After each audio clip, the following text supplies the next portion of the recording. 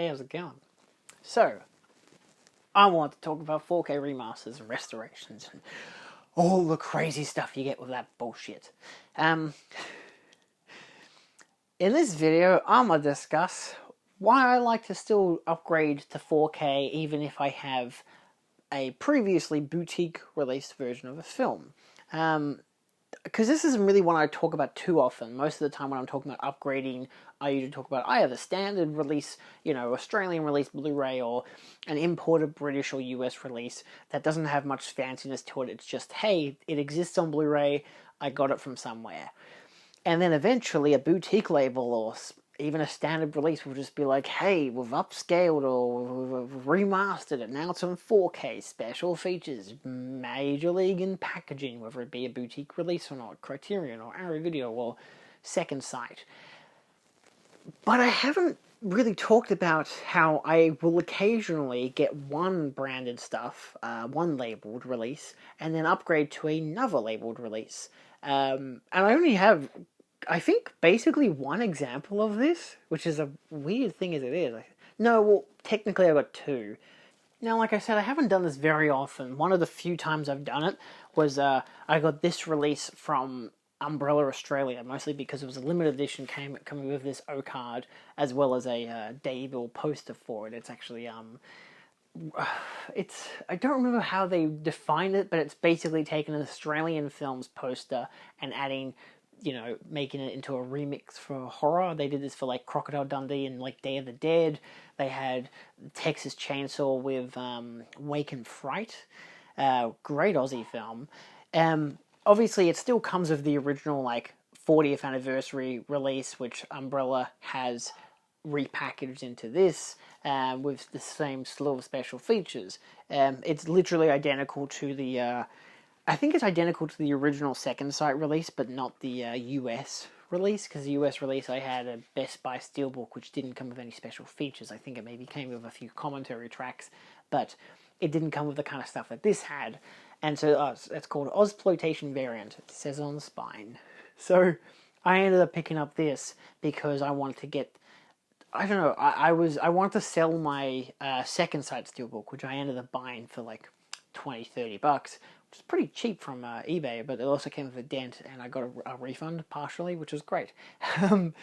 And so I got that because it came with the extra special feature disc, and then I ended up getting this, and of course the Second Sight version, bit rate wise, would have been better because of it having two different discs, whereas this one, it's all on one disc.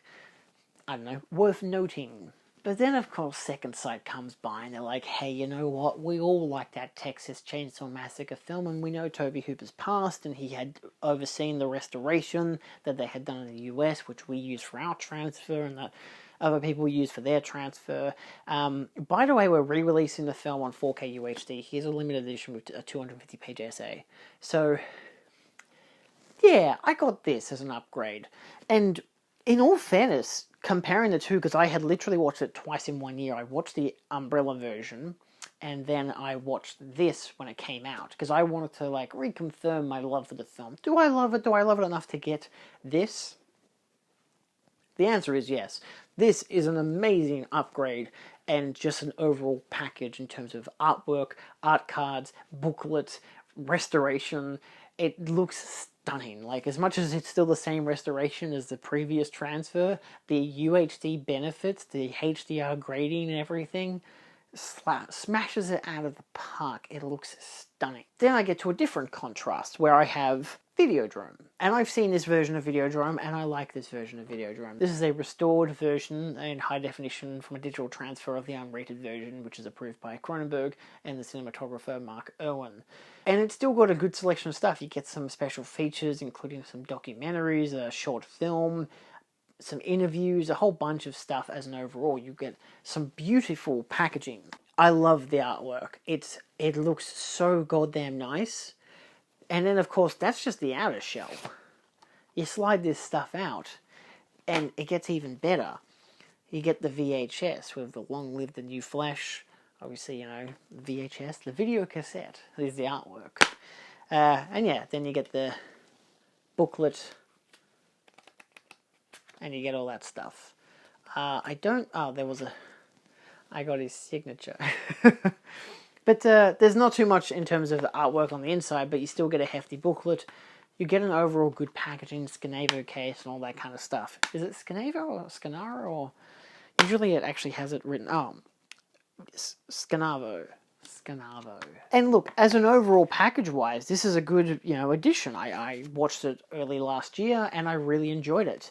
But then, of course, I saw it in cinemas about a month or two later, and that was great. That was a 4K restoration. I was like, this is the best I've ever seen it in cinema. It looks fantastic. And then there was a sale on a particular boutique website, and lo and behold, I got the standard edition 4K restoration, UHD, of Videodrome. And about a couple months later, they actually announced that Criterion was doing a 4K UHD, which in the US would be amazing, because it's like, look, we already had the Criterion, which was only a digital transfer. It was restored, but it was probably just 2K remaster. It wasn't anything extra. But then you get this, and of course, Criterion are doing that in the US. It probably looks fine, probably looks pretty good. But this does come with, it doesn't actually, it's just standard HDR grade, isn't it? 4K restoration from the original camera negative by Arrow Films of both the full-length director's cut and the US theatrical cut approved by David Cronenberg. It's presented in Dolby Vision with HDR10 compatible and original lossless mono soundtrack. And it also comes with a slew of special features. Commentary tracks, all this stuff. Reversible artwork as well. I'm not going to show that in image. It does have reversible artwork. I stuck with the original artwork because I like the original artwork more. Most people do.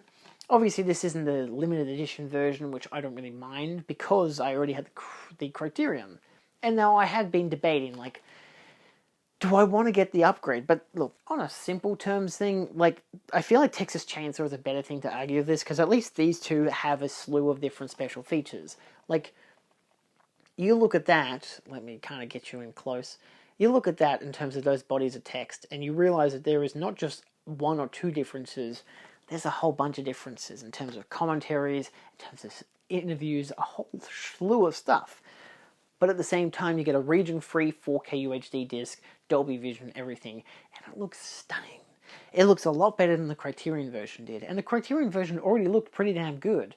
So that's an immediate upgrade, and I got that for pretty cheap because they had it as like they had some kind of sale on, 30, 40% off. I don't know what the hell it was, but they had a sale on their website, and it only cost me like 20, 30 bucks.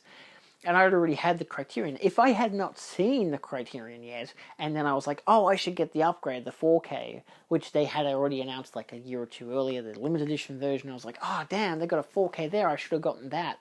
How would I have known? But at the same time, I don't regret it.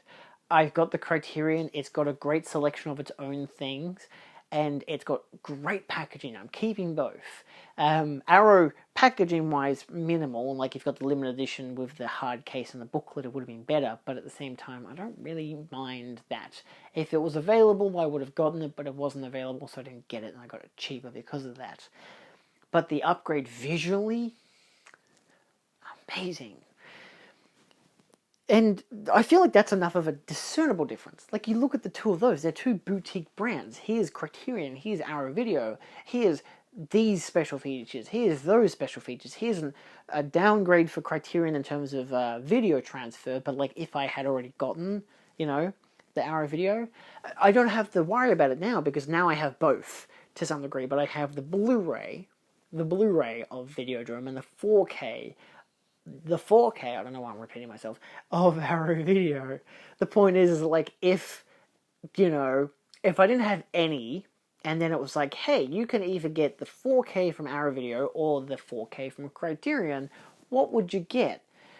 And I think that's where I benefit, the fact that over the years I've gotten the Blu-ray of one and now the 4K of another. So I'm getting the different special features from either brand and different transfers from either brand. So if I want to look at all the special features on the Criterion, I can still do that. I can read the book, I can watch the interviews, I can watch the commentary, the short films that are exclusive to that release, or at least are only on that release from what I have. And then you look at the Arrow version, more special features, different special features. I don't really know if too much of it correlates. This one's more of the film historian one, like, here's the film critic, the historian, talking about it. Here are the people who made it talking about it. there's enough of a difference there. But then this obviously has the shorter film with camera. You get Forged in the New Flesh, which is a documentary. I think they both have Forged in the New Flesh. They do have Forged in the New Flesh. They've still got the Samurai Dreams on the Criterion. Fear and Film they have on the Criterion, so they have that on both. I've seen Fear and Film, actually. I watched that on the Criterion. I think I watched quite a few of these, the Criterion's ones, actually. But that's it, it's just the Fear and Film, which is the same one here, and the Samurai Dreams film, which is the same one here. But outside of that, the rest of it, and the making of Forging the New Flesh documentary. So, yeah, they've got three things that correlate, and they're all pretty good things to correlate anyway, like in terms of the quality of those, the special features with the making ofs and the interviews and stuff, and the rare footage. Obviously stuff that they get easily licensed because it's like readily available, like the round table and whatnot. So that's pretty good. And then the fact that it has like, oh, this one has different interviews, this one has different interviews, it's so much stuff. And I love Videodrome, so it's like that's a great thing as someone who's a big fan of the movie. I can't say big fan of the movie. Someone who's a fan of the movie. So there's that kind of contrast where you can get that kind of an upgrade from one boutique label to another boutique label. The benefit of a better transfer, a better remaster, all this kind of stuff, and different special features. Sure, some things correlate, but for the most part, it's an upgrade, and I'm happy with that. I think the fact that the Criterion has the actual commentary with Cronenberg and the one with the actors is maybe oh damn, I would have liked that, but I'm also not a huge commentary person. But at the same time, get me on with Debbie Harry, and I'm all happy, aren't I? I think Texas Chainsaw is a much more dramatic, a much less dramatic comparison, I think, because it's the same 4K restoration, and it's the same special features. It's just that the second side version has the umpteenth factor of here's a 250-page book, but if you don't look at that stuff, if you look at the basic bare bones of what you get on the disc, you get a 4K UHD, Dolby Vision, all that good stuff, and then the exact same special features. So yeah, that one is one of those, I didn't need to get that upgrade, but I'm not disappointed that I did, because if I had have just gotten the standard 4K release from them, I probably would have been, oh, that's kind of, I mean, still, like, transfer-wise and the restoration, it looks remarkable. But, if I was just going on that alone, I would have been like, I could have just maybe not bought this, but because I got the limited edition version with all the extra packaging benefits, the 200-page book, all of that stuff, it makes the purchase worthwhile comparing to the fact that I literally already had the same thing as a steelbook from Second Sight and the Umbrella version, which was the exact same thing as the Second Sight. I just wanted it for the extra poster. Like, I didn't need the Umbrella version. I wouldn't have bought it. I wouldn't have bought the standard version from Umbrella because I already had all that stuff from Second Sight. So it gave me a reason to sell the steelbook, and I was happy with that. I still have the Best Buy one, which sucks, and I can't get rid of it. But I don't know, maybe because it's Region A and I live in a Region B country. It's simple as that. But it is what it is. So yeah, I haven't done this a lot where I've bought a film from a boutique label and then upgraded to a different boutique label. It might not have even been an upgrade. Like, take The Dead Zone. There, my third and final example. I actually got two different versions of The Dead Zone.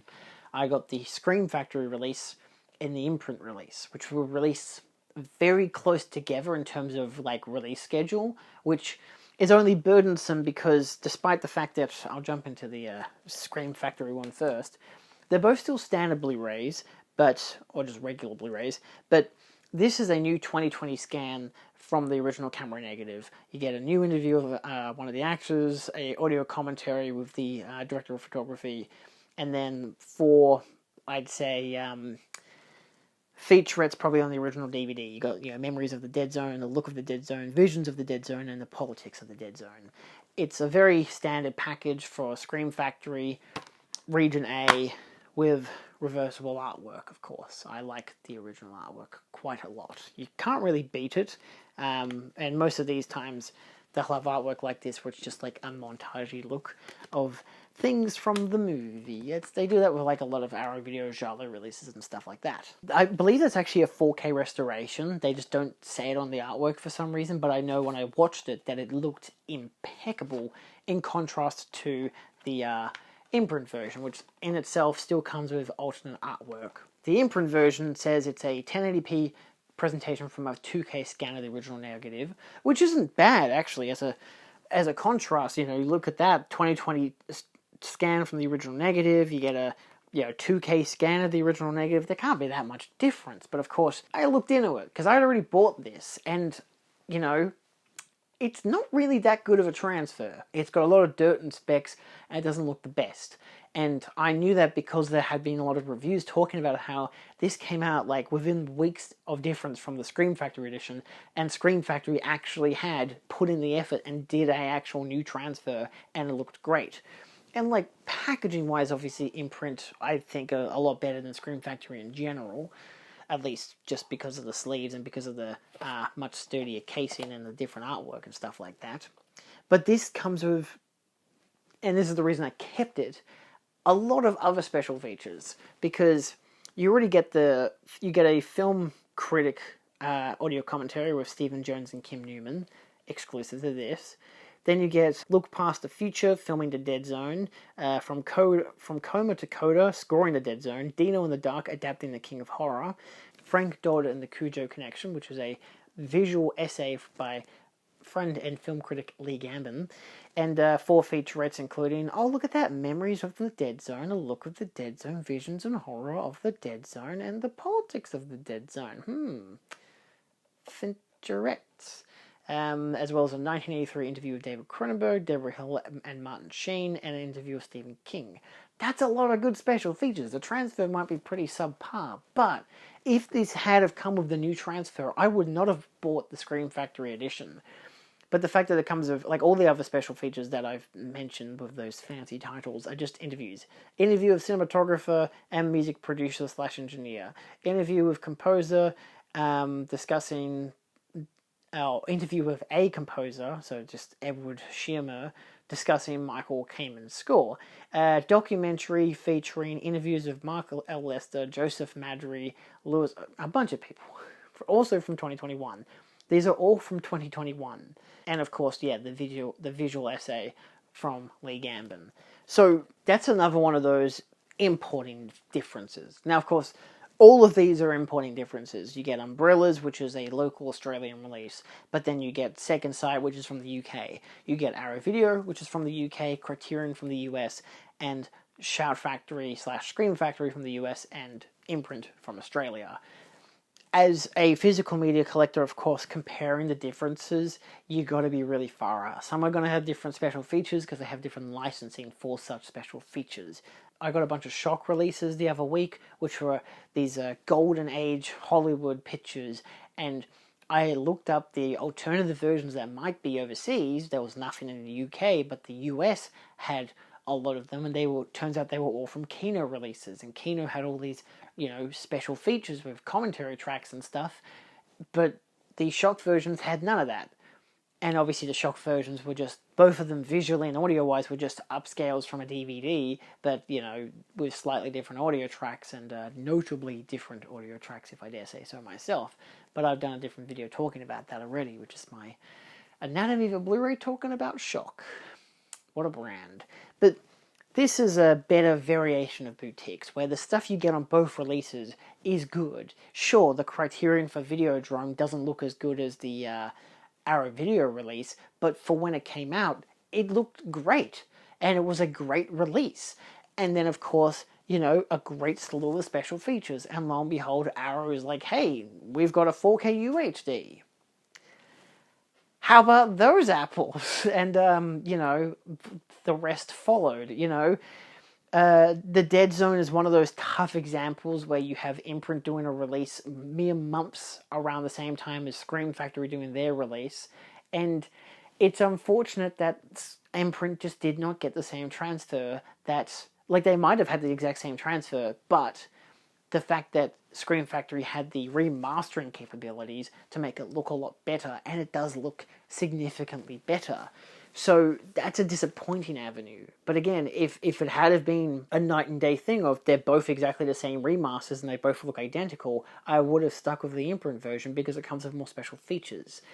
And that's pretty good, but at the same time, I mean, what was it that Dead Zone's only extra thing was the commentary track with the director of photography and the new interview with actress Brooke Adams. That was it. Just the 2020 scan of the original negative, the audio commentary, and the interview. Those are the only things that are unique to this release. Whereas the imprint one obviously benefits from having a video essay, a documentary, and a bunch of other interviews. So that's a unfortunate circumstance where I want to have the best picture quality available currently, and I probably might have waited an extra year or so and they would have done a 4K UHD, which I think they are doing a 4K UHD. I think I heard about that recently, but I can't remember. I might be wrong about that, but I don't really care. I'm content with what I have. It would have been much more expensive anyway, and I'm pretty happy to have both of these anyway, you know? Like, I bought the imprint version well before I bought the Scream Factory edition, but when I did find out that Scream Factory had their edition come out, like, a month or so after imprint, and I was like, oh, well, they hadn't announced it by that stage, or I didn't know about it by that stage, but I don't hate that I bought the imprint version because it still has a unique and interesting special features. And most of them, luckily, are like featurettes and stuff, so I'm not having to watch the bad transfer to get the commentary, but I do believe the commentary... Is there still a commentary? It's just film critic commentary, so... there. I mean, sure, that probably would be okay with that kind of a transfer. Why not?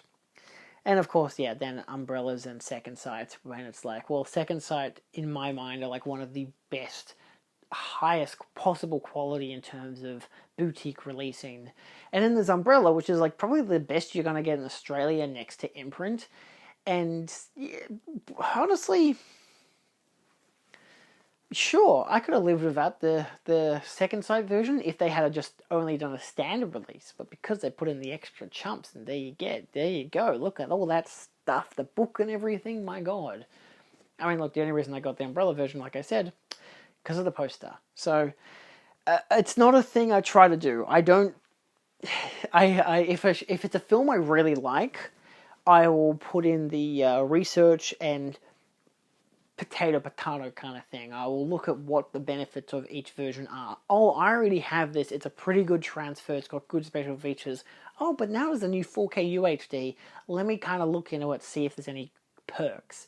You know, like when Criterion have recently announced, oh, we're doing Picnic at Hanging Rock on 4K, but Second Sight already did Picnic at Hanging Rock on 4K, and I already have that edition, because I already had the Criterion. Oh my god, that's another one. The Criterion of Picnic at Hanging Rock compared to the Second Sight of goddamn Picnic at Hanging Rock. And that one's already a bloody headspace of a thing, isn't it? Because they both have different artwork. They both come with a novel. The Criterion has a digital scan that isn't as DNR'd as the 4K scan, but I like the 4K scan and it looks really good. I think it looks really good, at least. Bloody hell, what a... I don't know, it doesn't matter. There's a lot of them. It's going to keep happening, obviously, because of different region coding and different rights. This country has the rights to this release. This country has the rights to that release. It's simple as that. I know the general premise, the general gist of it all. But, yeah, let me know if there have been any boutique releases or any upgrades that you've gotten where you're like, I imported that one specifically because it was better than the local release, or I bought the local release because the import didn't have this or that. Let me know down below, and I'll see you guys next time. Oh my god, I won't stop talking. Goodbye. Thanks for watching.